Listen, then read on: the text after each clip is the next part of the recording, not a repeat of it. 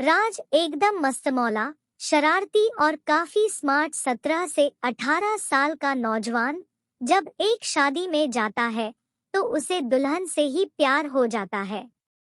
और हो भी क्यों न वो नई नवेली 19 साल की दुल्हन केवल शादी के जोड़े में ही नहीं बल्कि असल में दुल्हन थी। शायद उसे शादी के मायने पता नहीं थे पर परिवार के दबाव में वो शादी के मंडप तक तो पहुंच चुकी थी पर केवल शारीरिक रूप से। शायद उसकी मनस्थिति इस शादी से इनकार करने की थी। जयमाल का माहौल था। दूल्हे के चेहरे से कैमरे के लाइट्स रिफ्लेक्ट कर रहे थे और वहीं दुल्हन के चेहरे के भाव जैसे भोर की कली जब शाम तक मुरझा जाती है उस तरह के प्रतीत हो रहे थे। दूल्हे और दुल्हन के पीछे पंगत में खड़े होकर कुछ रिश्तेदार एक हाथ से पेट सहलाते और दूसरे को दूल्हे और दुल्हन के सिर के ऊपर रख आशीर्वाद देने की रस्म निभा रहे थे कि दीक्षा की नजर उसके सामने आंखों में डूबा देने वाला समुंदर लिए खड़े एक लड़के पर पड़ी जो बेहद प्यार से अपने नीचे के होंठ को अपने दांतों से काटते हुए ऊपर के होंठ से छिपाते उसे अपनी गाढ़ी आंखों की पुतलियों से निहार रहा था। मानो जैसे चांद को आश्चर्य भरी नजरों से कोई 4 से 5 साल का बच्चा अपनी छत से घूर रहा हो। दीक्षा को असहज पाते ही राज एकाएक अपनी नजरों का ढलान अपने शर्ट के तीसरी बटन की ओर पाया। अब अगले कुछ घंटों तक दीक्षा की नजरें राज को दूर तक तलाश रही थी कि थोड़ी देर में जयमाल की प्रक्रिया समाप्त हो गई। राज एक जिद्दी लड़का भी था। ये बात तब सिद्ध हो जाती है जब दीक्षा कमरे में कुछ मिनटों के लिए अकेली थी। राज उसके कमरे में घुस जाता है और ये कहते हुए कि दिल आ गया आप पर। टिश्यू पेपर का एक टुकड़ा कमरे में छोड़कर खुद भी कमरा, शादी का लॉन और दीक्षा के माथे पर आश्चर्य की एक पतली रेखा छोड़ जाता है। कुछ दिनों बाद जब दीक्षा अपने ससुराल में ठीक तरीके से खुद को सम्मिलित कर लेती है तो उसके ज़हन में राज का ख्याल आता है। यूं तो दीक्षा अपनी शादी की रात से अब तक राज की हरकतों को अपनी यादों की पटल से मिटा नहीं पाई थी और ना ही उस टिश्यू पेपर पर लिखे मोबाइल नंबर को।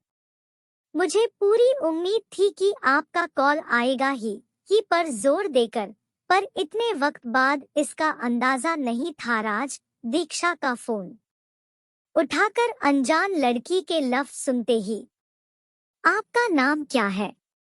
दीक्षा पूछती है। राज यादव। और आपका? वैसे मैं जानता हूँ, फिर भी आपसे सुनना चाहता हूँ। राज अपना नाम बताते हुए। और क्या जानते हैं आप मेरे बारे में? सब कुछ। राज दीक्षा की बात काटते हुए। सब कुछ जैसे कि आपका नाम दीक्षा है, आपका घर दुर्गापुर में है और शादी पीएससी बाजार में हुई है। आपके हस्बैंड का नाम राजा है जो कि गांव के रिश्ते से मेरे मुंहबोले दूर दूर पर जोर देकर के मामा लगते हैं, पर उम्र में मुझसे 3 से 4 साल ही बड़े हैं। इस लिहाज से तो मैं आपकी मामी हुई। इस बार दीक्षा झट से राज की बात काटते हुए। जी नहीं, ये सिर्फ मान्यताएं हैं और वैसे भी वो मेरे मामा नहीं है। गांव के किसी रिश्ते से गांव के सारे लड़के उन्हें मामा कहते हैं। जो भी हो, एक बात कहनी थी आपसे। राज दीक्षा से। हाँ कहिए। आप बहुत खूबसूरत है। Thank you. You welcome. Okay मैं जा रही है। अरे इतनी जल्दी? आशा भरे लफ्जों में। हाँ, और अब दोबारा कॉल भी नहीं करूंगी। अरे ऐसा कैसे? राज की बात खत्म होने से पहले ही फोन कट जाता है। निसंदेह दीक्षा का फिर से कॉल आता है। राज और दीक्षा एक हो जाते हैं पर दीक्षा अपने पति, बच्चे और परिवार से दूर न हो सकी। न चाहते हुए बचपन और जवानी के बीच ही परिवार के दबाव में दीक्षा शादी तो कर ली, पर अपने बचपन और जवानी के आनंद को ठीक ढंग से न भोग पाई। शायद इसलिए दीक्षा आज भी राज के साथ ज्यादा खुश रहती है।